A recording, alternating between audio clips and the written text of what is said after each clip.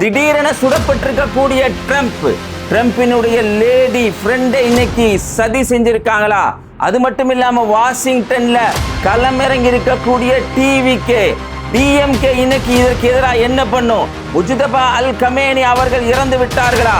அவர்களுடைய புகைப்படம் குறித்து இன்னைக்கு என்ன செய்தி கிடைச்சிருக்கு? ஹிஜாப் அணிந்திருக்கக்கூடிய பயங்கரவாதம், மாலியில் நடக்கக்கூடிய பயங்கரவாத தாக்குதல், இப்படி பல்வேறுபட்ட தகவல்கள் உட்பட சர்வதேச நிகழ்வுகள் என்னென்ன நடக்குதுங்கிறத இன்ஷா அல்லாஹ் இந்த பதிவு நம்ம பார்க்க இருக்கிறோம். யாரெல்லாம் நம்ம பேட்டை டிவியை சப்ஸ்கிரைப் பண்ணாம இருக்கிறீங்களோ அவங்க எல்லாம் முதல்ல நம்ம டிவியை சப்ஸ்கிரைப் பண்ணிக்கங்க. அதாவது இன்னைக்கு ட்ரம்ப் திடீர்னு சுடப்பட்டிருக்கக்கூடிய நிகழ்வு தாங்க சர்வதேச அளவுல மிகப்பெரிய ஒரு பேசு பொருளா இருக்குது. இன்னைக்கு அந்த ஷூட்டிங்ல அவர் காப்பாற்றப்பட்டுட்டாரு அப்படிங்கிறது ஒரு தனி விஷயமா இருந்தா கூட அங்க நடந்த நிகழ்வுல பேசப்பட வேண்டிய, தெரிஞ்சுக்க வேண்டிய பல முக்கியமான தகவல் இருக்குது. இன்னைக்கு பார்த்தீங்கன்னு சொன்னா, இன்னைக்கு அந்த தாக்குதல் நடந்த இடம் எதுனா ஒரு விருந்துக்கான ஏற்பாடு. விருந்துனா என்ன விருந்து? இன்னைக்கு நம்ம சாப்பிட்ற மாதிரியான விருந்து கிடையாது. சாராய பாட்டிலோட, ஆட்டம் பாட்டம் கும்மாளத்தோட ஒரு விருந்தை ஏற்பாடு செஞ்சிருக்காரு ட்ரம்ப். இது கடந்த காலங்களில் நடக்கவே இல்லையா? ரொம்ப வருத்தப்பட்டு கேட்டனால ட்ரம்ப் ஏற்பாடு செய்கிறாரு. ஏற்பாடு செஞ்ச இடம் எங்கன்னு பார்த்தீங்கன்னு சொன்னா ஹில்டன் ஹோட்டல். இந்த ஹில்டன் ஹோட்டல் எங்க இருக்குன்னா வாஷிங்டன்ல இருக்குது. வாஷிங்டன் டிசியில இருந்து இந்த ஹில்டன் ஹோட்டலுக்கு இருக்கக்கூடிய இடம் பார்த்தீங்கன்னு சொன்னா கரெக்டா வாஷிங்டன்ல இருக்கக்கூடிய வெள்ளை மாளிகையிலிருந்து இந்த ஹில்டன் ஹோட்டலுக்கு 2 கிலோமீட்டர் தான். அது மட்டும் இல்லாம அங்க ஒரு நேஷனல் ஏர்போர்ட் இருக்குது. அந்த ஏர்போர்ட்டுக்கு கிட்டத்தட்ட 9 கிலோமீட்டர்.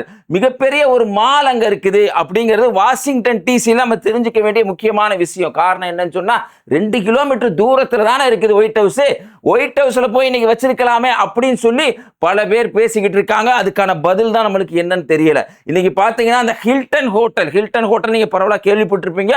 ரொம்ப பெரிய ஹோட்டல், எல்லா விதமான ஏற்பாடு இருக்கு. அதாவது கிட்டத்தட்ட 1000 ரூம், ஒய்ஃபை இருக்குது, ஸ்விம்மிங் பூல் இருக்குது, எல்லா விதமான பாதுகாப்பு இருக்குது அப்படின்னு சொல்லப்படக்கூடிய ஹோட்டல் தான் ஹில்டன் ஹோட்டல். இந்த ஹில்டன் ஹோட்டல்ல இரவு நேரத்துல ஒரு ட்ரிங்க்ஸ் பார்ட்டி அப்படியே ஏற்பாடு பண்ணியிருக்கிறாங்க. இதுல யாரெல்லாம் போயிருக்காங்கன்னு பார்த்தீங்கன்னு சொன்னா அமெரிக்காவில் இருக்கக்கூடிய பெரிய பெரிய போஸ்டிங் இருக்க எல்லாருமே. ட்ரம்ப், ஜேடி வான்சன் போயிருக்காரு, ஹெக்ஸட் போயிருக்கிறாரு, காஸ் பட்டேல் போயிருக்கிறாரு, மார்க் ரூபியோ, இப்படி பல பேர், ட்ரம்பினுடைய மனைவி மெலானி உட்பட பல பேர் இந்த நிகழ்வுல போய் கலந்துக்கிறாங்க. எதுக்கு? சாராயம் குடிச்சு டான்ஸ் ஆடுறதுக்காக இந்த நிகழ்வுல போய் கலந்துக்கிறாங்க. இந்த ஹோட்டல்ல தங்கி இருந்தவர் தான் யாருன்னு பார்த்தீங்கன்னு சொன்னா தாமஸ் ஆலன். 31 வயசு மதிக்கத்தக்க ஒரு ஆள். இவருடைய பூர்வீகம் எங்கன்னு பார்த்தீங்கன்னா கலிபோர்னியா. அதாவது வாஷிங்டன் கிடையாது, கலிபோர்னியாவை பூர்வீகமா கொண்டவர். இந்த ஹோட்டலுக்கு அவரு ஒரு கெஸ்டா வந்து தங்குறாரு. நான் ஒரு விருந்தினரா வர்றேன்னு சொல்லி அந்த ஹோட்டல்ல போய் தங்கி இருக்கிறாரு. தங்கி இருந்த இவர் என்ன பண்றாருன்னு சொன்னா ஒரு துப்பாக்கியை எடுத்துக்கிட்டு வேகமா உள்ள பூந்து, அதாவது தடுப்பு காவலையும் மீறி, எஃபிஐயும் மீறி, அந்த எஃபிஐ என்ன எந்த அளவுக்கு இருக்குதுங்கிறது இதை பார்க்கும் போதே தெரிஞ்சுக்கலாம். ஏன்னு சொன்னா ஈரானுடைய பல கப்பல், இன்னைக்கு பல கப்பல், பெரிய பெரிய கப்பலை அமெரிக்காவுடைய கண்ணுல மண்ணை தூவிட்டு இன்னைக்கு பல பேர் வந்துகிட்டு இருக்கிறாங்க. அது மாதிரி இருக்கக்கூடிய பெரிய கப்பலே கண்டுபிடிக்க முடியல. இந்த சின்ன ஆளை கண்டுபிடிக்காம விட்டுட்டாங்கன்னு சொல்லி அமெரிக்காவில் இருக்கக்கூடிய பல பேர் இன்னைக்கு அவங்களுடைய விமர்சனங்களை வச்சுக்கிட்டு இருக்காங்க. ஏன்னா ரொம்ப சர்வசாதாரணமா இன்னைக்கு அந்த தாமஸ் ஆலன் சொல்ற அந்த ஆள் என்ன பண்றாருன்னா துப்பாக்கி எடுத்துட்டு வேகமா உள்ள ஓடுறாரு. ஓடுன ஆள் அவர் என்ன பண்றாருன்னு சொன்னா அங்க இருக்கக்கூடிய ஒரு அதிகாரியை சுட்டிருக்கிறாரு அப்படிங்கிற செய்தி யார் சொல்றான்னு சொன்னா இன்னைக்கு இந்த குடியரசுக் கட்சியினுடைய தலைவராக இருக்கக்கூடிய இல்ல பொறுப்புல இருக்கக்கூடிய விவேக் ராமசாமி. என்னங்க விவேக் ராமசாமி இந்தியாவுடைய பேர் மாதிரியே இருக்கு. ஆமா, இந்தியாவுடைய பேர் தான். தமிழகத்தை சேர்ந்த ஆளா இருக்கலாம் அப்படின்னு பல பேர் சொல்றாங்க. ஆனா ரொம்ப ரொம்ப தங்கமான மனுஷன். எப்படி பேசுவாப்புலன்னு சொன்னா யாராவது எதிர்த்தரப்பு கருத்தை வச்சுட்டாங்கன்னா அவன் கழுத்து அறுடா, அவனை கொல்லுடா அப்படின்னு பேசக்கூடியவர் தான் விவேக் ராமசாமி.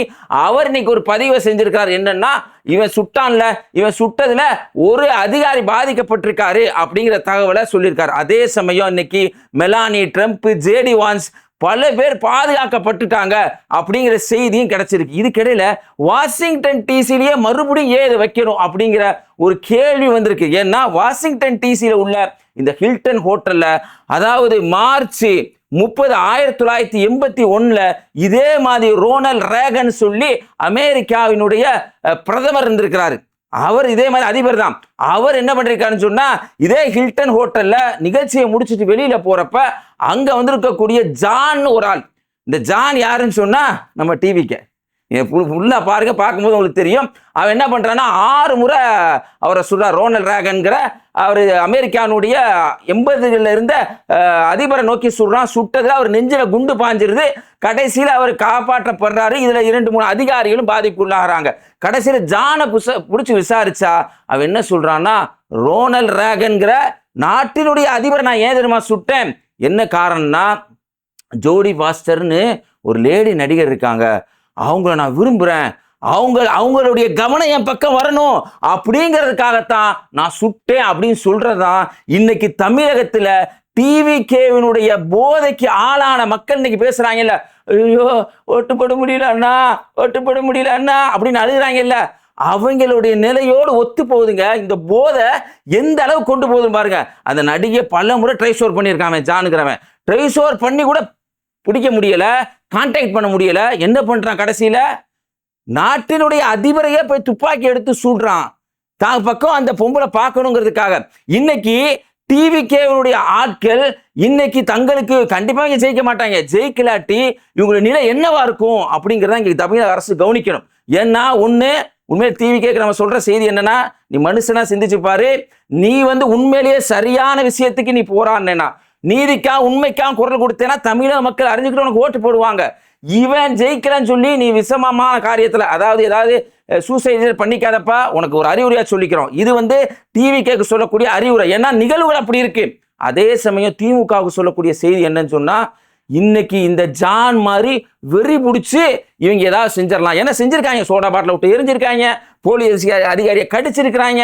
அப்ப கண்டிப்பா ஜெயிக்க போற வாய்ப்பே கிடையாது. அப்படி இவங்க தோத்தாங்கன்னா என்ன மாதிரி டிவிகேவினுடைய போதைக்கு உள்ளான மக்கள் என்ன செய்வாங்க அப்படிங்கிறதா தமிழக அரசு கவனிக்கணும், உடனே நடவடிக்கை எடுக்கணுங்கிறது வாஷிங்டன்ல இருந்து நம்ம தெரிஞ்சுக்க வேண்டிய செய்திகள்ல ஒன்னா இருக்குது. கடைசியில அந்த ஆளை பிடிச்சிடறாங்க, ஜானை பிடிச்சிடறாங்க. பிடிச்சி அவனை பார்த்தா அவனுக்கு இந்த மாதிரி அந்த நடிகை மேல இந்த போதை, அதுல இருந்த ஒரு காதல், அதுல அவனுக்கு மைண்டே அப்செட் ஆயிடுச்சு. இன்னைக்கு டிவிக்கு எப்படி இருக்காங்களோ அது மாதிரி அவங்க இருந்தாங்க அப்படிங்கிற செய்தி இன்னைக்கு அமெரிக்காவுக்குரிய ட்ரம்ப் எல்லாருக்கும் எபிஐக்கு தெரிஞ்சு இன்னைக்கு கொண்டு போய் என்ன பண்ணியிருக்காங்கன்னு சொன்னா, அதே ஹில்டன் ஹோட்டல்ல ஒரு நிகழ்ச்சி நடத்திருக்கிறாங்க. இந்த தாமஸ் ஆலன்கிறவன் துப்பாக்கி எடுத்துட்டு போய் சுட்டு இருக்கிறான். நல்ல வேளை அதுல அவர் பாதுகாக்கப்பட்டுட்டார். ஆமாங்க, ஏன்னு சொன்னா இந்த மாதிரியான தாக்குதல், ஒரு நபர் தாக்குதல்லாம் நம்மளுக்கு எதை ஞாபகப்படுத்துதுன்னா, நாத்துராம் கோட்சே ஜனவரி 30, 1948 நாட்டினுடைய விடுதலைக்காக போராட்டி நாட்டினுடைய தேசத்தந்தையாக இருந்த காந்தியடிகளை சுட்டு கொண்டானா இல்லையா, இஸ்மாயில்னு பச்சை குத்திக்கிட்டு. விளைவு என்ன ஏற்பட்டுச்சு, மதக்கலவரம் ஏற்பட்டு பல பேர் கொல்லப்பட்டாங்க, குறிப்பா முஸ்லிம்கள் கொல்லப்பட்டாங்க. இந்த மாதிரி பயங்கரவாத தாக்குதல்லாம் பல பேர் இறந்து போறதுக்கான வாய்ப்பை தான் ஏற்படுத்தும் அப்படிங்கிற மாதிரி தெரிஞ்சுக்க வேண்டிய விஷயங்கள் ஒன்னா இருக்குது. தொடர்ந்து வாஷிங்டன் டிசில என்ன நடந்துகிட்டு இருக்கு அப்படின்னு நீங்க பாத்தீங்கன்னு சொன்னா, அங்க இருக்கக்கூடிய எரிக்காங்கிற ஒரு பெண்மணி கண்ணீர் விட்டு தேம்பி தேம்பி அழுகுதுங்க. அந்த அம்மா சும்மா மாலையா கண்ணீர் ஊத்துது. அந்த அம்மாவுக்கு என்னன்னா, அந்த அம்மா யாருன்னா, அதாவது யுஎஸ்னுடைய செக்ரட்டரி, அதாவது ரகசிய பிரிவினுடைய தலைவியா. அந்த அம்மா பாதுகாப்பா கூட்டு போறாங்க, உள்ள வந்துட்டு பாதுகாப்பா. அந்த அம்மா கண்ணீர் விட்டு அழுகுது. இது ஒரு புறம் நடக்குது. இன்னொரு புறம் என்னன்னா, நிகழ்ச்சிக்கு வந்திருந்தவங்க சாராய் பாட்டில தூக்கி உள்ள சொருகுறாங்க. அது ஒயின் பாட்டலாம் தூக்கி சொருகி வெளியில போனவுடனே அங்க அவங்கள பிடிச்சிட்டு இதை கண்ணா என்ன அப்படின்னு செக் பண்ணி அனுப்பக்கூடிய அளவுக்கு அந்த நிகழ்ச்சி இருந்திருக்கு. எவ்வளவு மோசமான நிகழ்ச்சின்னு பாருங்க. அப்ப இது மாதிரியான நிகழ்ச்சிகள் எல்லாம் சமூகத்துக்கு எந்த விதமான பிரயோஜனம் இல்லைங்கிறது தனி தகவலா இருந்தா கூட, இன்னைக்கு இந்த தாக்குதல் என்பது உண்மையிலேயே சர்வதேச அளவில் மிகப்பெரிய பேசு பொருளா இருக்கு. எங்க நாட்டினுடைய பிரதமர் இறங்கிட்டாப்புல, என்ன சொல்லியிருக்காப்புல தெரியுமா? தெரியாம இருக்கிறீங்க. அவர் எப்படிப்பட்டவர், ஏழை தாயின் மகன்ங்க.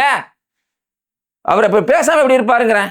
அவர் சொல்றாரு என்னன்னா, இந்த மாதிரி வன்முறை எல்லாம் நாங்கள் ஒரு காலம் ஏற்றுக்கொள்ள மாட்டோம். ஐயா, இங்க பசுமாட்டினுடைய பேர்ல அடிச்சு கொண்டாங்களே, அப்ப எங்கெங்கயா இருந்தீங்க? ஜெயஸ்ரீராம் கோஷம் போட்டு அடிச்சு கொல்லப்பட்டாங்க, அப்ப எங்கேயா இருந்தீங்க? மணிப்பூர் சம்பவத்துக்கு எங்கேயா இருந்தீங்க? ஏன் ட்ரம்ப்புக்கு மட்டும் வர்றீங்க, நம்ம சாதாரண மக்களுக்கு வராம இருக்கிறீங்களே அப்படின்னு இன்னைக்கு நெட்டிசன்கள் கிளியா கிழிச்சுக்கிட்டு இருக்கிறாங்க. இன்னைக்கு உலக தலைவர்லாம் இறங்கிட்டாங்க. ஐயா ட்ரம்ப் நீங்க உயிரோடு இருக்கீங்களா, இது ஏதோ அக்கறையில கேட்குறீங்களா இல்லை வேற ஏதோ நோக்கத்தில் கேட்குறீங்களான்னு தெரியல. ஏன்னா உடனே ஜப்பானுடைய பிரதமர் தங்காச்சி வந்துட்டாங்க, கனடாவுடைய பிரதமர் மார்க் வந்துட்டாரு. இப்படி பல பேர் வந்து இன்னைக்கு ட்ரம்ப் இருக்கீங்களா இருக்கீங்களா, ஐயோ உங்களுக்கு ஒன்று பாதுகாப்பா இருக்கீங்களா, நீங்க நல்லா இருக்கீங்களா, உங்க பைப்பு நல்லா இருக்காங்களா அப்படின்லாம் கேட்குறாங்க. என்னடா இது, ஏடா இது மாதிரி எத்தனை மக்கள் காசாவில் பாதிக்கப்பட்டாங்க. ஒரு ஒரு ஆட்சியாளர்னா ஒரு நீதம், சாதாரண மக்கள்லாம் ஒரு நீதம். இதுதான் இவங்களுடைய நிலையா இருக்குது அப்படிங்கிறத நீங்க தெரிஞ்சுக்கணும். இதுக்கட வாஷிங்டன் டிசி நடந்த சம்பவத்தை பத்தி நம்மால் உளறல் மண்ண இவன்கிட்ட கூப்பிட்டு கேட்டா, வாஷிங்டன் டிசி நடந்தா நடந்துருச்சு என்னன்னு பேட்டி குடியான்னு சொன்னாங்க போல. அந்த ஆள் வந்து அரண்டு போயிட்டான், அப்படி ஏற்றி விட்டாங்க பேட்டிக்கு போல.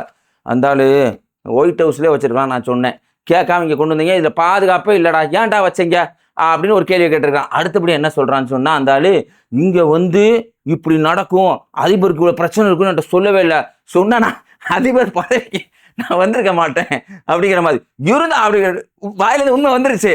வந்தவன என்னன்னா, இருந்தாலும் நான் ஸ்ட்ராங்கா நிப்பேனாக்கும், மறுபடியும் இதே இடத்துல நிகழ்ச்சி நடக்கும் அப்படின்னு சொல்லி நிகழ்ச்சி மறுபடியும் நடத்திருக்காங்க. அங்கதான் அந்த சாராய திருட்டு நடந்திருக்கு அப்படிங்கிறது நம்ம தெரிஞ்சுக்க வேண்டிய செய்திகள்ல ஒண்ணா இருக்குது.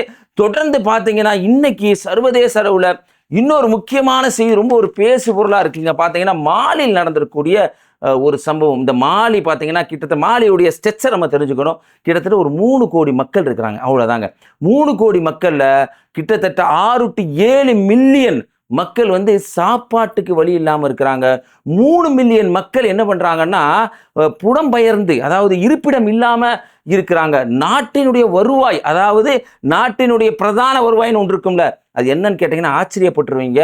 இந்தியாவுடைய வேர்ல்டுலேயே டாப்பா வந்து கோல்டை வந்து ப்ரொடியூஸ் பண்ற இடம் மாலியா. 70 டன்னா கிட்டத்தட்ட. அதுல மட்டும் ரெவன்யூ மட்டும் பார்த்தீங்கன்னா 10,850 கோடி ரூபாய். மக்கள் தொகை எவ்வளவு? தமிழகத்துடைய மக்கள் தொகை 8 கோடிங்க. அதுல பாதியில் அதுல காவாசி கூட வராது. ஆனா மக்கள் வறுமையில இருக்கிறாங்க. காரணம் என்ன? அங்க இருக்கக்கூடிய பயங்கரவாதி குழுக்கள். நாங்க தான் ஆட்சி பண்ணணும், நான் இதுல இவன் சரியில்லை அவன் சரியில்லை, நான் உடனே நான் கிளம்பிடுறேன் ஆயத்தை தூக்கிட்டு, இப்படி ஏற்படக்கூடிய எல்லா பயங்கரவாத குழுக்கள்னால மக்கள் 50,000 மக்கள்ங்க. 2 கோடி மக்கள்ல 50,000 மக்கள் இறந்து போயிருக்கிறாங்க. அதுல முக்கியமா இருக்குது இந்த ISIS என்று சொல்லப்படக்கூடிய பயங்கரவாதி குழுக்கள். அதோடு சேர்ந்து உள்ளூர்ல இருக்கக்கூடிய நுவேரா அப்படிங்கிற சில குழுக்களும் சேர்ந்துக்கிட்டு மிகப்பெரிய ஒரு அட்டூழியத்தை மாலியில நிகழ்த்திக்கிட்டு இருக்கிறாங்க அப்படிங்கிற செய்தி நம்மளுக்கு கிடைச்சிருக்கு. மாலியில ஒரு ஆர்கனைஸ்டு தாக்குதல் இன்னைக்கு நடத்தப்பட்டிருக்கு. நீங்க பாத்தீங்கன்னா அதனுடைய தலைநகரங்கள் பல இடங்கள்ல இன்னைக்கு தாக்குதல் நடத்தப்பட்டிருக்கு.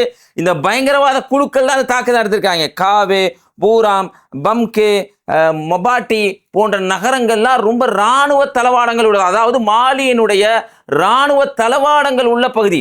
இந்த பகுதிகளில் போய் தாக்குதல் நடத்தி எங்களுக்கு அசுவாத்துங்கிற ஒரு பகுதி வேணும், தனி ராஜ்யம் வேணும் அப்படின்னு சொல்லி தாக்குதல் நடத்துறாங்க. தாக்குதல் நடத்துறப்ப நீங்க பாத்தீங்கன்னா நம்ம ஏற்கனவே சொன்ன மாதிரி 40,000 50,000 மக்கள் கொல்லப்பட்டிருக்காங்க. அதாவது 2 கோடியில 40,000 50,000 மக்கள் கொல்லப்படுறாங்க. காரணம் என்ன? நாங்கள் ஆட்சியை பிடிக்க போறோம், மண்ணாங்கட்டியை பிடிக்க போறோம், நீ ஒன்றும் கழட்ட வேணாம்ப்பா. மக்கள் தான் பாதிக்கப்படுறாங்க.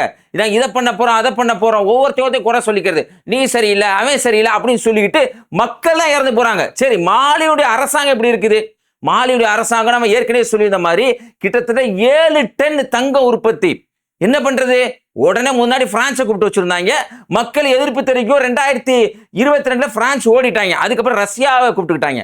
ரஷ்யாவுடைய வாகர் படை அவங்க வந்து அவங்களுடைய தரப்புக்கு ஒரு மக்களுக்கு நல்லது செஞ்சாங்க அப்படியும் கிடையாது. கிட்டத்தட்ட இந்த வாகர் படை வந்த உடனே 2022 மோராங்கிற பகுதியில் அட்டன் டைம்ல 100 பேரை கொண்டிருக்கிறாங்க மக்களை.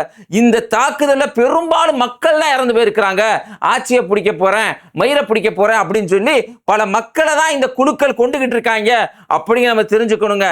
அதே மாதிரி இது மாதிரி குழுக்கள் எப்படி இங்க இருக்கக்கூடிய RSS நம்ம எப்படி பார்க்கிறோமோ அதே ஒரு கண்ணோட்டத்தில் தான் இது மாதிரி தாக்குதல் நடத்தக்கூடிய குழுக்கள் நம்ம பார்க்கணும் அப்படியே நம்ம தெரிஞ்சுக்கணும். அதே மாதிரி இன்னைக்கு சர்வதேச அளவுல மிக பேசு பொருட்களை ஒன்னா இருக்கிறது, ஒரு அம்மா ஹிஜாப் போட்டு ட்ரக்கை ஓட்டிட்டாங்க. ஐயோ, சைனாவில் நடந்த சம்பவம். ஐயோப்பா, அந்த அம்மா ஹிஜாப் போட்டு ஓட்டிடுச்சு, அந்த அம்மா இப்படி போச்சு அப்படி போச்சு. என்ன சம்பவம்னா, ஒரு ட்ரக் ஓட்டக்கூடிய ஒரு டிரைவர் பார்க்கறது தொடர்ந்து தன் மனைவியும் புள்ள குட்டிகளையும் பிரிஞ்சு இருக்க முடியல, வருமானம் பத்தலை. வாமா நீனு லைசன்ஸ் எடு, நீனு ட்ரக் ஓட்ட உனக்கு கத்துறேன், ட்ரக் ஓட்டிக்குவோம், நம்மளுக்கு சின்ன குழந்தை தான், ட்ரக்லேயே நம்ம ஃபேமிலியை ரன் பண்ணுவோம்னு சொல்லி அந்த வீடியோவை பதிவு செஞ்சிருக்காரு. நான் ஃபேமிலியோடு இருக்கேன்னு சொல்லிட்டு வண்டி ஓட்டிக்கிட்டே இருக்கிறாரு. மனைவியை கூப்பிட்டு வண்டி ஓட்ட சொல்கிறாரு. நம்ம என்ன பண்ணுறாங்கன்னா ட்ரெஸ்ஸை போட்டுக்கிட்டு ஹிஜாபை போட்டுக்கிட்டு வண்டி ஓட்டுறாங்க. வண்டி ஓட்டினோன்னா இது சாத்தியமா, அது இதுவா, அது அப்படி, இது என்ன, இதனால உங்களுக்கு என்னடா பிரச்சனை? நம்ம எல்லாருக்குமே தெரியும், இப்போ நம்ம ட்ரெஸ்ஸை அணிகிற மாதிரி பெண்கள் ட்ரெஸ் அணிய மாட்டாங்க, கூடுதலாக தான் அணிவாங்க. இதுதான் எதார்த்தம்.